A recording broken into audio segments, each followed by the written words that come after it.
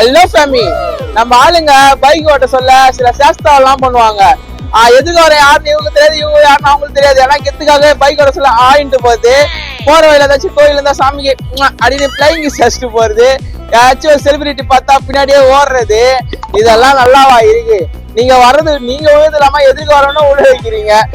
இல்ல நீங்க தெரிஞ்சவனா இருந்தா கூட ஒரு 5 நிமிஷம் ஒரு பைக் வர நிறுத்திட்டு பாத்துட்டு பேசிட்டு போனான்னு. அதுவும் பைக் நிறுத்தலாம் அப்படியே நடு ரோட்லயே நிறுத்திடுறது. இந்த இண்டிகேட்டர்லாம் போல பழக்கமே கிடையாது.